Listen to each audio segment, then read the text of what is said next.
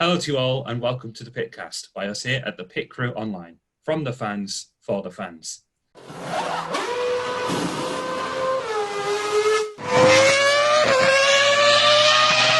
Last weekend was the Belgian Grand Prix and we are back for another debrief.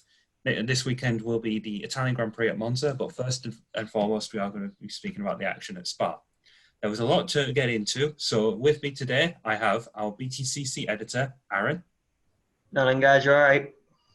Thank you, Aaron. We have the crew chief himself, editor-in-chief Simon. Hi, guys. We also have, who is effectively our lawyer, who gets us out of legal troubles. It's Rhea. Rhea, I did it wrong again. Rhea. All good, all good. Hey, everyone. And not that we get into many legal troubles, just a caveat there, just saying. Thankfully. Yeah, well, we're glad we have you on board. And I, of course, am Luca. I wasn't here for the last one, though. So, for the Belgian Grand Prix, there was a lot of action on track, but first and foremost, there was a lot of things to talk about beforehand. Namely, Williams, they got picked up by, they were sold to an investment firm called Dorilton, I can't say it again, Dorilton Capital. I think I got it right. Which means that for the first time since Williams was entered Grand Prix racing in 1977, it is no longer majority owned by the Williams family. Now, Aaron, you and I both watch. I think actually most of us do. Drive to Survive, the Netflix series, and ever since it was sold to Dorilton Capital, Williams obviously now has kind of fallen foul of the very quote that Claire Williams made that it wouldn't become a B team or sold. However, in this day and age, and with all the jobs on the line, you do have to you do have to accept the fact that you're never going to be able to meet all of your aims and expectations completely, and you will have to make compromises. Isn't that right? Yeah, I mean, sometimes you just have to deal with the devil, don't you? You have to sort of sell an aspect of it off to keep yourself afloat, really. I think we'd much sooner have Williams on the grid in some form rather than them stick to the guns, not sell the team and fall off the grid. I'd sooner keep them on it, as a fan of Williams myself. Yeah, and Williams has obviously been one of the most successful teams of Grand Prix racing. It has had a major fall from grace, liking it a bit to Tyrrell, which obviously was very successful in the 1970s, running in the hands of Ken Tyrrell and Jackie Stewart won championships for them. And then up until their demise in 1997, 1998, before they were sold to British American Tobacco, they were taking on paid drivers. They got Ricardo Rossett. Don't edit that. I mean, apparently he's a tosser. So it is a sacrifice that has to be made. And Simon, I want your comments on this as well. What that thing that we just referenced there, Williams ultimately would always have to end up selling if they want to survive. Yeah, I guess it was always going to happen. It is sad because it's the last of a generation, for want of a better word. But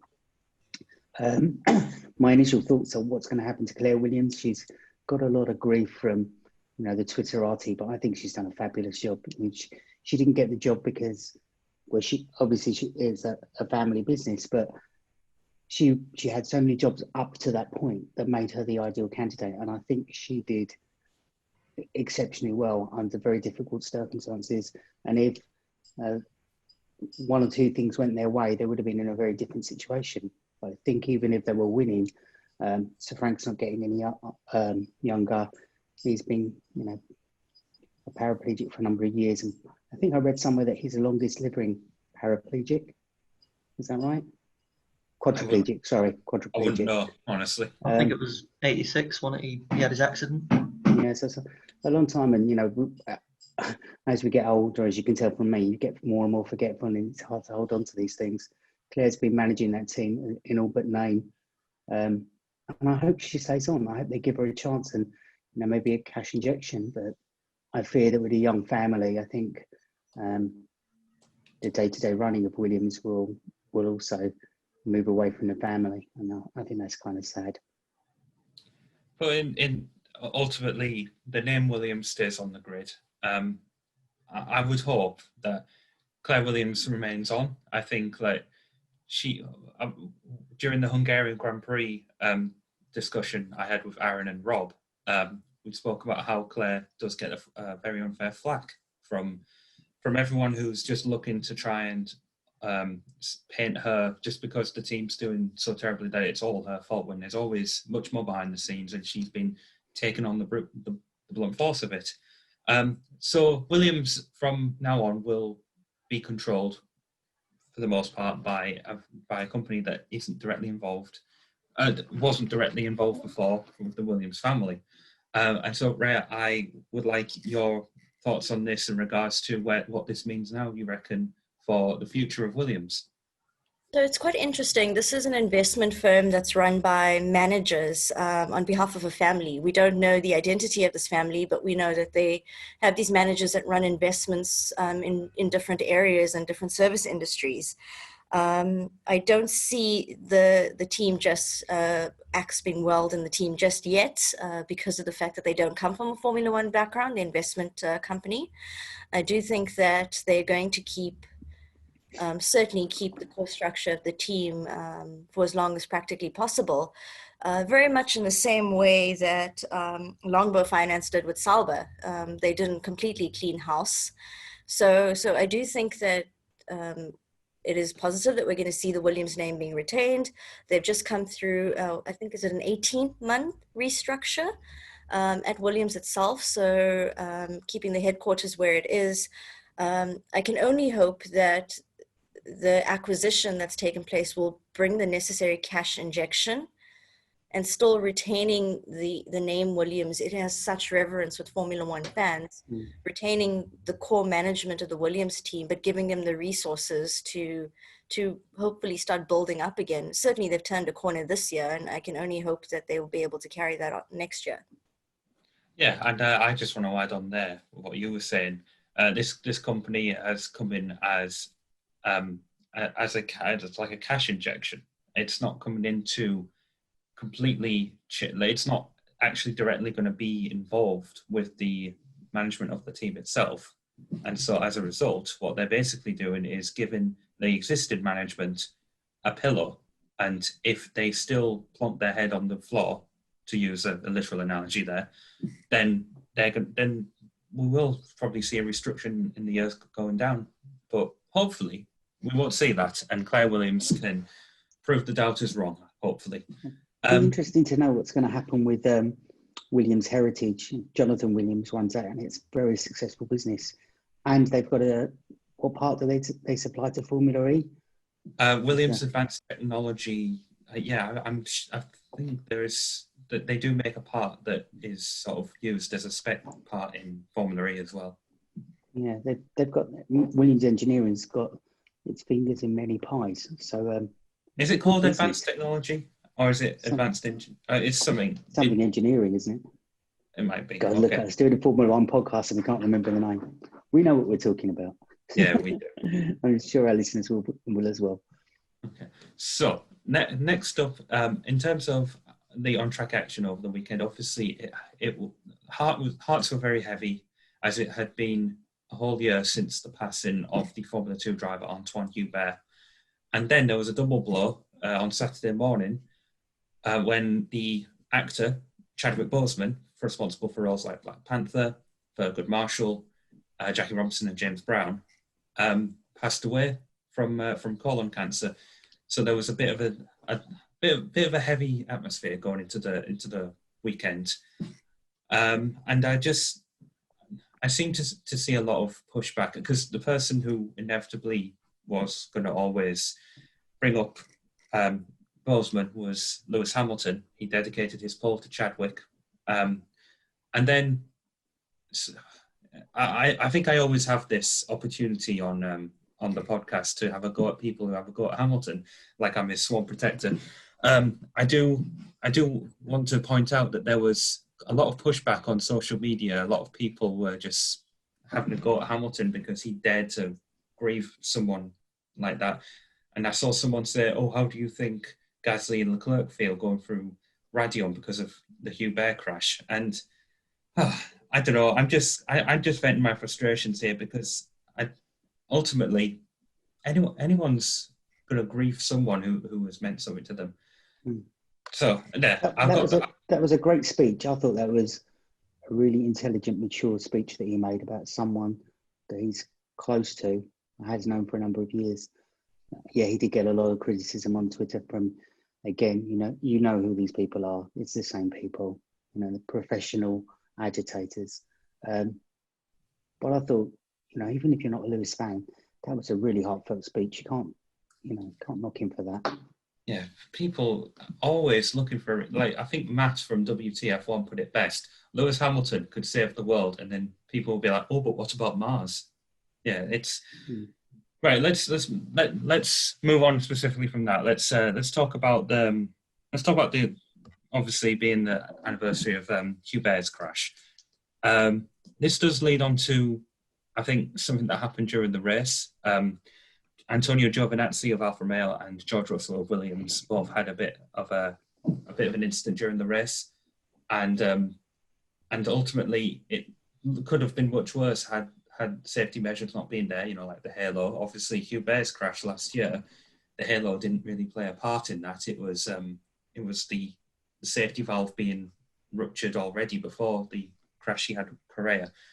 Racing is ultimately always going to be dangerous, and that is just something that we have to accept, but hopefully minimise. So, Aaron, sorry if I haven't given you much preparation here, but if you would like to take the floor on this, go for it.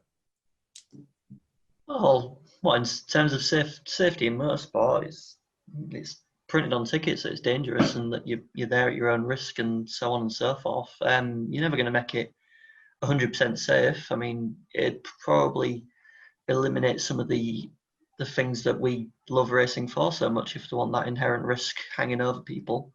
But thankfully over the years, thanks to work from people like Jackie Stewart, Sid Watkins, etc., it's a lot safer now, and these incidents, these tragic incidents are a lot less. And Giovinazzi and Russell walked away from this crash unscathed, I believe. I don't think they've really got any major injuries. When the wheel came off the tether and it hit Russell's car, that could have ended a lot worse. But they both walked out and they're both safe, and it's all fine. I mean, there was worse crash in the touring cars at weekend. Mike Bushell came out with some, I think it's broken ribs from a crash that he had in race 3, and they're in cars that are, the proper cars that are covered. So there's always going to be danger and there's always going to be injuries, unfortunately, but they're a lot less common nowadays than there was back in the day. Rhea, before we were recording, you wanted to speak specifically about something in relation to this? Yeah, first of all, I agree with Aaron. Racing, any form of motorsport, we saw MotoGP, was it in Austria, I think it was a couple of weeks back, where there was that massive crash, which could have ended very, very badly for all concerned. So any form of motorsport has an element of danger to it. And, years back, the element of danger was the thing that drew a lot of people to motorsport to begin with. But the concern that I have specifically with the Giovinazzi-Russell incident is it's the third time we've seen a tire come loose this season. Specifically, tires are designed, and the tires are designed in a way that would ensure that a tire doesn't bounce around in the track. So if I were Formula One, and I know Michael Massey has said this much, that they are looking into that. It is a concern. Because it is an added element of danger that I think they could do without. You can protect the drivers as much as possible, and this is one of the areas where you could protect the drivers. So for me, the concern I had is that it's the third time we've seen it happen this season. We're heading to powered tracks, the tracks with a lot of speed in it, tracks which we will see accidents occur at, and you don't want that to end badly for any of these drivers. Certainly the Halo has been a great initiative and has really helped out. And if you listen to the Indy drivers, they have the error screen. Watching a couple of races back this season, it saved quite a few drivers from what could have been very nasty incidents. So Formula One and motorsport in general have stepped forward greatly in terms of safety, but the concern specifically this season, again, tires as usual, but the safety element of the tires And I think they need to address that before we get to the real speed circuits. I pick up a lot on, obviously, a lot of these crashes that do happen when a driver is hit by flying debris. So, for example, Henry Surtees back in 2009 in a MSV Formula 2 accident got hit on the head by a loose tyre. Then obviously Felipe Massa literally the following week getting hit by a spring. The Bianchi crash, Justin Wilson in IndyCar. Before we even got head protection in, it was like we were very much pushing our luck in a way in regards to the head protection for a lot of these drivers.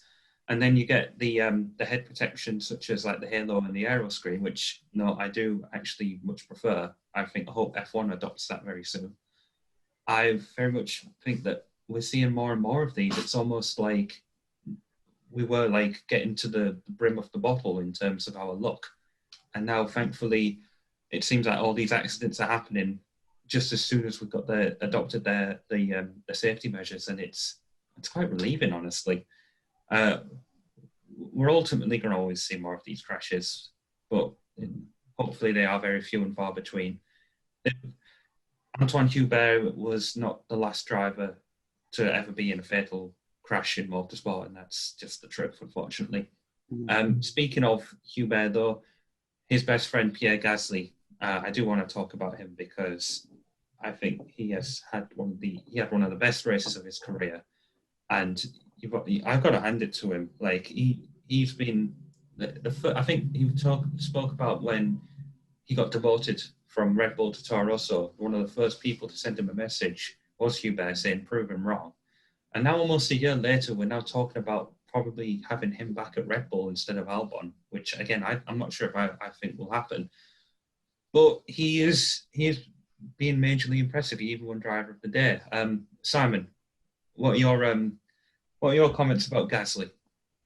Well, he's a brilliant driver, and my thoughts on Red Bull. I like Red Bull, but I think they take on young drivers, build them up to such a point that they're getting into Formula One and into the main team, and then as soon as things start going wrong, they're too free and easy to kick them out.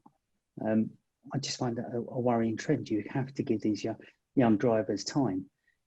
Going back from when I first started watching Formula One, there weren't any drivers anywhere near that age. They were all mid to late 20s when they entered Formula One.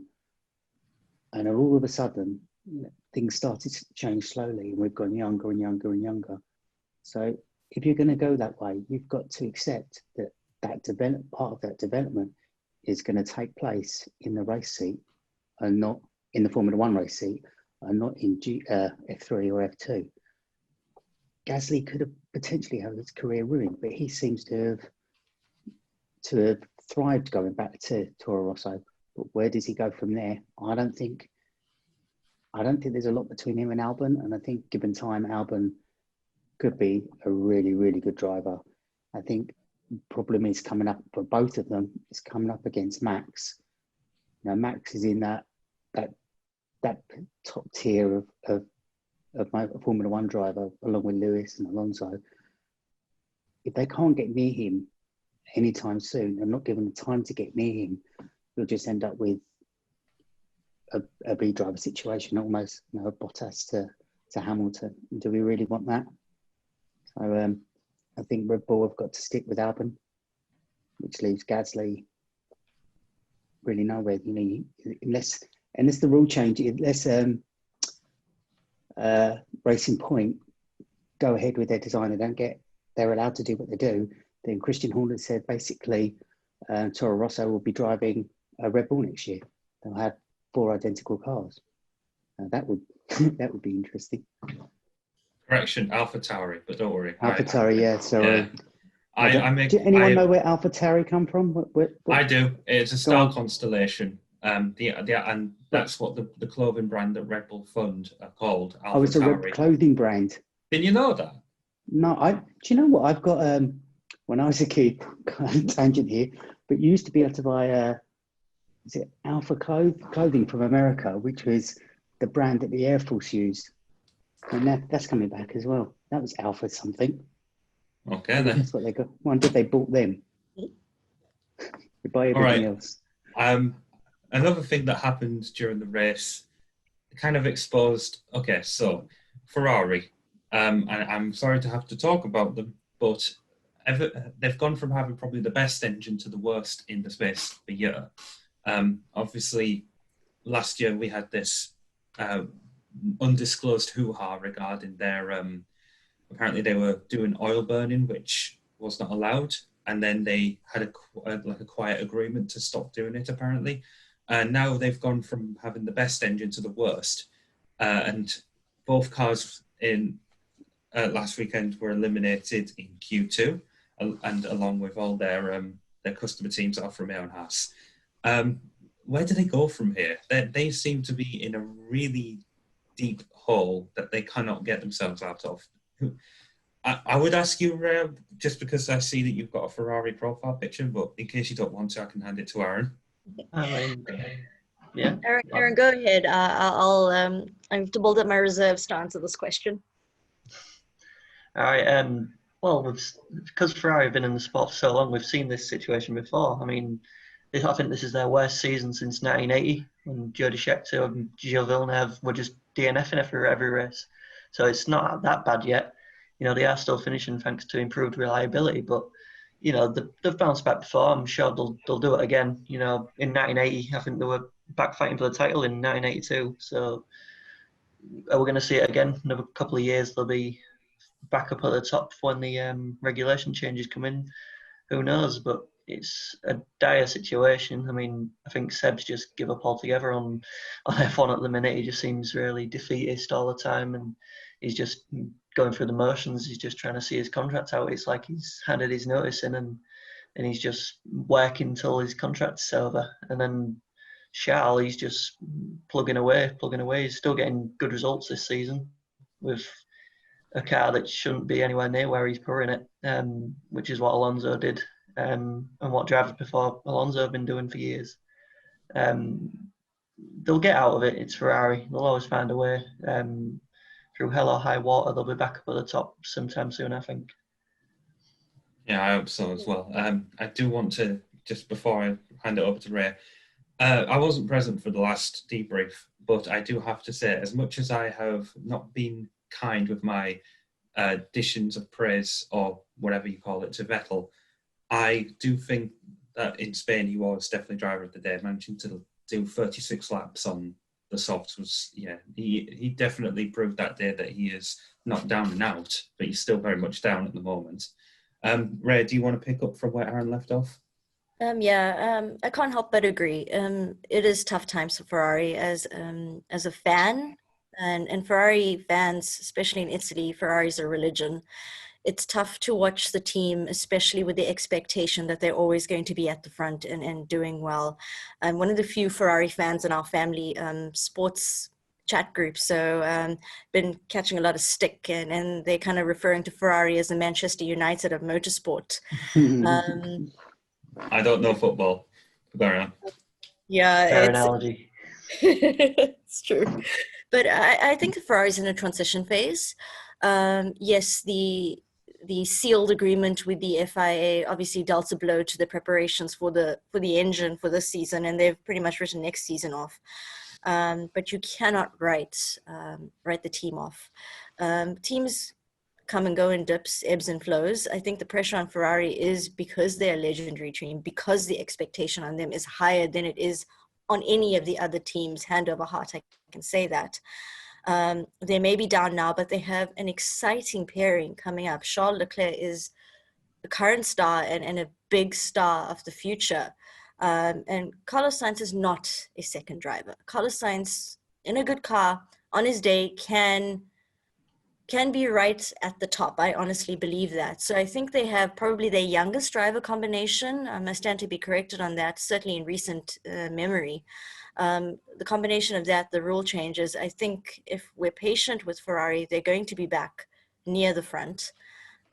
Certainly, they're probably going to have to make some sort of management changes at Maranello in the coming years. And if I'm not mistaken, fellow South African Rory Byrne has been roped back in to assist them. So I think him back in, rule changes, driver combination, it's not going to be too long before we see them up at the front again. You'd all hope, yeah, because I think even as I think every F1 fan has some kind of soft spot for Ferrari, even if sometimes they can appear to be like, with their, oh, we'll pull out if you don't. I'll correct you on that. Williams all the way. No, I'm not saying Ferrari were always the bad boys. Okay, fine, if you put it like that. Speaking of engines, though, so over the years we've sort of become accustomed to Renault always being the epitome of underpowered, almost, until Honda came along, and now obviously Ferrari. But Renault now, I've got to say, like on a track like Spa, you would expect engine power to be very much at the forefront, which it is. But we've all sort of grown accustomed to Renault not really meaning that. But I have to say, the performance of Renault on Sunday, in fact, if you look at all the current teams in Formula One now, they've always had like a race where they've scored the most points they can in a weekend. So, for example, 2014 Abu Dhabi Grand Prix, it was won by Lewis Hamilton when he won his second championship, but Williams was second and third. And because there was double points that day, they scored 66 points, which was the most ever in a Grand Prix weekend. Renault actually scored last weekend 23 points, which was the most they've ever scored in a Grand Prix weekend, at all. Like that, I do have to say though, like Daniel Ricciardo, he stole maybe stole's not the right word, but Lewis Hamilton would have got a Grand Chelem, pole, fastest lap, led every lap and won. But then I was like, wow, Hamilton's got a Grand Chelem. Ricciardo since fastest lap. Oh, never mind. But yeah, that performance on Sunday from both Renaults, Ocon included, was formidable. So Simon, I'm going to throw that over to you. Renault's performance was incredible. Yeah, Renault. I hark back to my Williams days, but Renault was always the powerhouse. They had the engine that everyone wanted. So to see them coming back towards that is fantastic. And as a team in the whole, it's a manufacturer team. And I think we need more of that engine chassis combination. I like to see that, with Ferrari being Ferrari and a Ferrari Mercedes. What interests me most is what tattoo Cyril's going to have if Daniel finally gets on a podium. Ray, I have some ideas. You have an idea? Oh, go on. What should he have? Well, it has to be a PitCrew tyre. I'm particularly fond of the rainbow one. Oh yes, that's cool. Ray, do you honestly believe, since Simon mentioned it there, I was planning on asking, but with Renault performing as brilliantly as they did, almost nearly getting the Max Verstappen at the end, Ricciardo could have gotten a podium. Do you reckon that there's a chance that this weekend Ricciardo could get a podium? I'm never going to say never. I think a couple of other factors have to sort of fall into place. I think this weekend is as good a chance as ever for them to get a podium. Obviously weather dependent as well. But I do actually believe in the hands of Ricciardo. There's a potential, an outside chance that they would get a podium. And then Cyril is going to get his PitCrew tyre on a boomerang. Danny is Australian on a boomerang, and you're not going to say where. You might go for a shoe, no? Shoe. Or a honey badger. Where would you have that though? On his arse cheek. Yeah, exactly. That screams arse cheek, doesn't it? Honey badger. Aaron, I want to ask you this. We've sort of become a bit desensitized almost. We always sort of know the result in the end, because nowadays it's really always going to be a very safe bet, if you were to put money on it, of Hamilton first, Bottas second, and Verstappen third. And are we really going to see much of a change to that before season end? I mean, I hope so.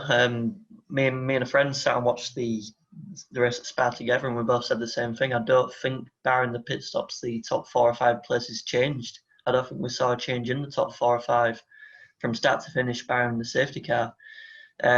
It's got to change on it eventually. I mean, something's got to give sooner rather than later, because it's just boring, to be honest. I mean, you can't take away from the drivers. They're all brilliant at what they do. Hamilton's always going to win races. Verstappen's always going to fight the Mercedes and be the one to take the fight to Mercedes. And Bottas is just happy to be there, I think, just sat playing second fiddle. Just waiting for something to happen to Hamilton's car. I mean, this isn't Mercedes' fault, is it? Yeah, sorry. It's not Mercedes' fault that they're so dominant. It's up to everyone else to catch up, but they don't seem to. I mean, their hands are tied now for next season, aren't they? So, I mean, go on, Aaron. I mean, you can't take anything away from them, like you say. I mean, they've put the work into the car and they're reaping the rewards. It's always the same.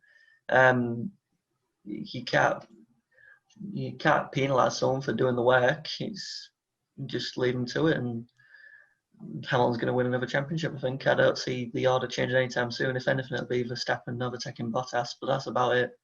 I don't think it'll change much more from that. I do want to make a point about what you were saying there regarding, well, obviously it being boring. I didn't actually, probably should have, but I didn't actually get around to listening to the Spanish Grand Prix podcast, but that was a ball fest. So I'm guessing the podcast was brilliant, though. Oh, was it? Oh, I should have been there. All right. I'll learn not to next time. It's probably because I wasn't there. Anyway, yeah. So basically, I was listening to Jess from Autosport, formerly of WTF1. She was saying that it's not the track's fault, specifically referring to the Spanish Grand Prix track, that races are boring nowadays. And, well, it's not also, like what Aaron said, it's not the fault of the drivers or the teams. It is inherently an F1 biological issue. And I think Spa kind of proved that, because we've become so used to having such classics at Spa. No matter what it is, there's always been a somewhat guarantee of some close racing at Spa. And there was still overtakes, like obviously there was always going to be. But it's still very difficult to imagine there being excitement now at Grand Prix anymore. And it's unfortunate. Are we really going to all just have to rely solidly on the upcoming 2022 regulations to be all? Yeah. Why can't we just see? I mean, they plan on making some end of that. We need to open those regulations. It's all too tight. I think there needs to be an option of engine sizes and different size wings and combinations, and then we can all just go back to racing. You know, one team might be running a V10 and another a hybrid engine. One might randomly run with two front wings or whatever. If we didn't have such homogenized rules, I just believe that we'd have much better racing, and we'd truly have 2 championships. They always say we've got a constructors championship.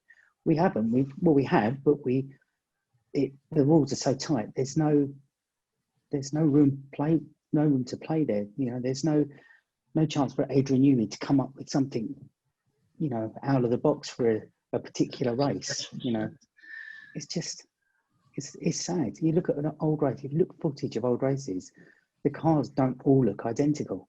And today they look pretty much identical. I don't know. Are you trying to say then that the Renault is the yellow Mercedes? It's not much in it. If you look at the commercial links between Renault and Mercedes. Oh, not this again. It'll frighten you. Okay, fine. What do you think about that? I'm kidding. Aaron, you look like you were saying something there, but I couldn't hear you. Well, I mean, like you said, the cars are all very, very similar. I mean, most Sundays nowadays, I am more excited to sit and watch the touring cars, and I just put the F1 on as a diversion.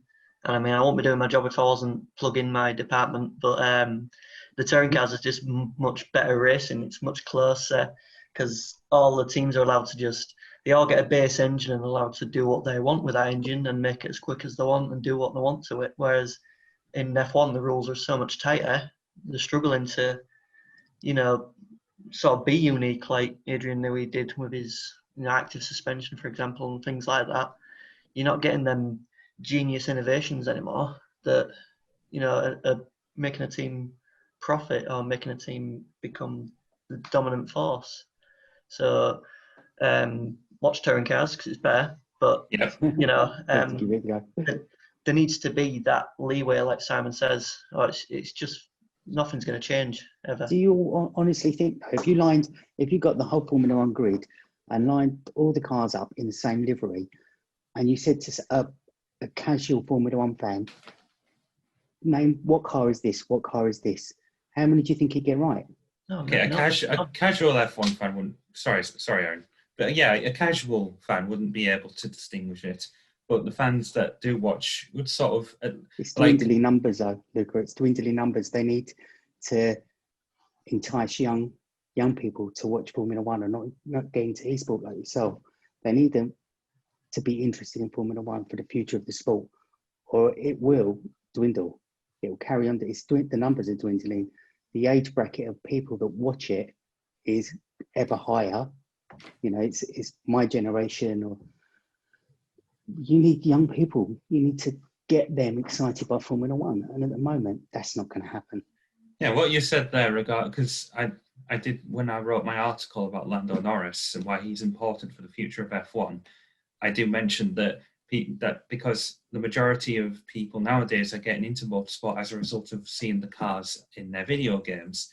That's all well and good, but if you don't try to make it interesting outside of the video games, you're not really going to get them to keep around for much longer. So there's getting the foot in the door. Maybe we need a virtual qualifying. So we qualify on a virtual platform, and then we go real racing. Let's see. Lando will qualify in pole. Lewis would qualify. Yeah, exactly. Russell would qualify in pole. Yeah. Russell was the unofficial virtual champion. Yeah, I stand corrected. But what I mean. It would be interesting, wouldn't it? It would, yeah. I reckon so. Luca, just a thought on that. So yes, I agree with Simon. Something needs to be done to excite the fans, and I agree with Aaron that the innovation in Formula One, the creativity is missing. Yes, I understand budgetary regulations, and Formula One need to look at their heart to see what led to some teams having less of a budget than other teams. It's sort of the chickens coming home to roost right now. So they're trying to equalize things after many years of inequality in terms of monetary and commercial regulations. But it feels that it's being done in a very unauthentic manner. Stripping away the creativity and innovation is not going to lead to the excitement. However, to bring a slightly different thought to that, we might feel that it's boring up at the front because it's usually the same three guys just trading positions. But I think we have to admit the midfield is closer than we've seen it in a very long time. There's excitement happening a little further back. I think as Formula One fans, whether we're casual fans or lifelong fans like the most of us have been, we tend to focus on the top three and the people in the podium positions. But certainly this season, we've just discussed it. Look at what Renault's done. Earlier on, we had Lando, going to scenario 7, and then we've had Racing Point showing their hands a couple of times. I think the midfield, for me, certainly has been exciting because you cannot really figure out. If I had to, do a predictor, I couldn't say who's going to be 4th to 10th, and in which order very easily. So yes, I think it's missing from the front, but certainly the midfield teams have stepped up. We just need to see more of that. Yeah, I haven't watched World Endurance Championship for the last couple of years. The LMP1 formula has been sort of dying a slow death. The only real hybrid LMP1 teams that really stick around is Toyota, and so everyone's sort of focused on that, especially when it was only those two cars with Alonso in one of them. And if everyone would be focused on that, but then in like the LMGTE field, it was always like very close. I think I remember one of the years at Le Mans, they actually overtook on the last corner for the LMGTE win, but everyone was just too focused on what was happening up front. So if you get rid of the Mercs and Verstappen, it does essentially become interesting. So hey, if anyone wants to follow that, you go on Reddit r/Formula 1.5. Because then that's essentially F1 without the Mercs and Verstappen and all that. Well, So, the TV companies pretty much just cover them, but they're hardly ever. It's only towards the end of the race or at pit stops they focus on the top three, so you don't actually get to see them driving that much anymore because they know that the fans are bored, getting bored of that. So they do concentrate on the Renaults and the racing points because it's that's where the battles are. okay, looking ahead to Monza. First of all, let me put the question out to all of you, and I apologise, Rhea, in advance. Which Ferrari-powered car will not be knocked out in Q1? Let's crawl. No, I'm honestly predicting it'll be like, Magnussen, Grosjean, Raikkonen, Giovinazzi, and then one of the two works Ferraris. I'm guessing Vettel. It'll be Leclerc that will be going to Q2, and then he'll qualify 15th probably. Oh, why Ferrari's fallen so far from grace? I'm sorry. Why'd I have to do that? I get the feeling Ferrari have probably got something up the sleeves. They've probably got some rocket they're going to attach to the car or something. The whole party mode thing, like qualifying mode. I'm not sure how different it's going to change the whole field, but there is that strong possibility that it could actually at least close the gaps a bit more. Like, let's say if all the teams raise their power in qualifying mode by a certain percent, if the Mercs are the most powerful and the Ferraris are the least powerful, Ferrari are getting the least hit from it and Mercs are getting the most. So maybe there's a bit of hope. What do you guys think? I sound desperate. Scores. Yeah, exactly. Oh, Ray, what do you reckon to that? Well, no offense to him, but I think Latifi might get knocked out before one of the Ferraris. Just putting that out there.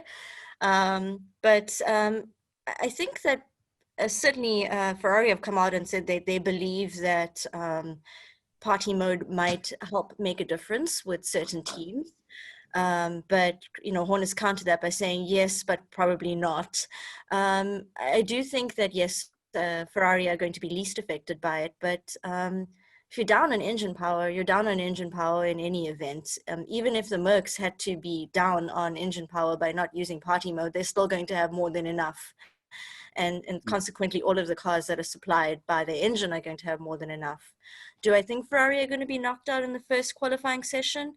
No, but is there a possibility that one or both are going to be knocked out in the second? I have to admit, unfortunately, we may see that just because Monza is the temple of speed. Hoping not. I'm hoping that they give the Tifosi and certainly Italy, who, like many countries, have been ravaged by COVID-19 this year, something to cheer about. But I'm hoping that at least one of them, most likely to be Charles Leclerc, will make it into the final session, hopefully. How far they've fallen. We're talking about, like, Ferrari used to be winning championships and they'd be disappointed if they didn't win a race, and now we're sort of happy for them if they finish in the lower part of the points. I'm sorry, I feel like I'm bullying you, but I do agree. I think Latifi. I do think Latifi will probably end up being knocked out in qualifying, so maybe that will save Ferraris from going even more red than usual. Who am I to talk? Look at me, I'm wearing red. I've got red hair. All right. Going into the weekend, I feel like we didn't obviously discuss, Lewis Hamilton, them lot at the front, obviously going to be very strong. Lewis Hamilton is on course to potentially equal Michael Schumacher by the Tuscan Grand Prix at Mugello. And if he doesn't, he's probably going to have overhauled it by the time they reach the third round in Italy, Imola. Do we see anything different happening this weekend, or are we just going to see that again? Aaron? I mean, yeah, probably. Like you say, Monza's the temple of speed, and who's got all the speed at the minute? Yeah, I think Hamilton's going to break the record this year. I don't think that's in doubt. To do it at Mugello, to equal it at Mugello, which is Ferrari's 1,000th race or something. Just and there'll be fans allowed in as well. There's fans allowed in there as well, like on a reduced capacity, so that's going to be even worse. Exactly. I mean, if that's the case, I'm really hoping there's no booing or anything, which we've seen before at Monza and places where Hamilton gets booed. I hope we don't see that. Because he's probably going to win it on merit. It's not something where he's being handed to him on a plate, I guess.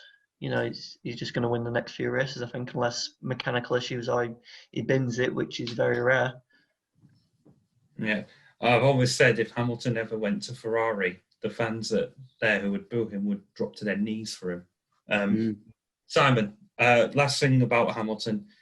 I was on Twitter earlier and I was replying to Alfa Romeo F1 esports manager James Doherty, aka TRL Limitless. He was saying that do we think Hamilton's going to be the record this year? And I said, I reckon Hamilton is probably going to be the first and maybe even only driver to exceed 100 poles and wins. Like when Schumacher dominated back in the day, 91 wins. We didn't think anyone was going to beat that, let alone get into three figures. And then we're on the cusp. We're on the cusp now of it going into the three figures for both poles and wins. That's incredible. Sorry to. Yeah. Sadly, I think not sadly for Lewis. I mean, I think people now, even the haters, have just got to sit back and enjoy what's left of his career, because we're seeing something special here. Whether I know a lot of people hate him, but we are seeing something very, very special here.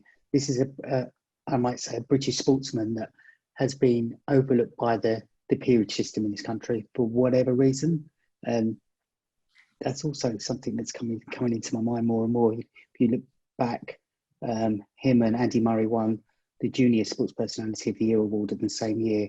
It's now Sir Andy Murray, who arguably hasn't achieved as great a success as Lewis. So to me, that's something we need to address. Also, obviously, we need to address why Murray Walker hasn't been knighted, but that's another story. I was about to say that. Yeah, he's going to beat that record this year. He's going to beat 7. He's going to be 7-time world champion, and in all probability 8 at least, because next year there's no rule changes. Huge ones. No, McLaren might be able to pull something out of the bag because they've got a different engine and they've got a little bit of leniency. But just got to just enjoy this now, haven't you? If anyone gets near Lewis's records, then Formula One in itself and Ross Brawn haven't done their job in making Formula One more competitive, because now it's down to them to make sure that no one is that dominant again. Someone will be dominant, but that dominant, no, can't see it. Rhea, any closing thoughts before we end off the episode? I can't help but agree. My mum is probably Lewis Hamilton's biggest fan in South Africa, which is often made for interesting conversations in our home. But like a generation before who watched Schumacher at his brilliant best, you had people that adored him and people that hated him. And unfortunately, we are seeing the same with Lewis Hamilton. It is with any superstar who is at the top of his or her game, will attract haters. I think we have to sit back. We have to watch what he's doing. You're going to have people saying, oh, he's had it handed to him. He's had a great car. Yes, he's had a great car, but it's what you do with the car that sets you apart from your peers, that sets you apart from your teammates in the same car. Hamilton is able to eke out that X factor, and we are so privileged to be able to watch him do that. Put everything aside. If you have an issue with what he does off the track, if you have an issue with his lifestyle or what he stands for, put that aside and watch the man as a racer. He's doing something very special. He is going to be probably an 8-time world champion if he wants. I think Hamilton is in a position where he could say at the end of the season, 7 titles, I'm going to walk away, I have other things to do. If he wants, he could be an 8-time champion. And I think we get to watch history in the making. And it's honestly a privilege as a Formula One fan. Like him or don't like him, it's a privilege. Yeah, I know there regarding what you said.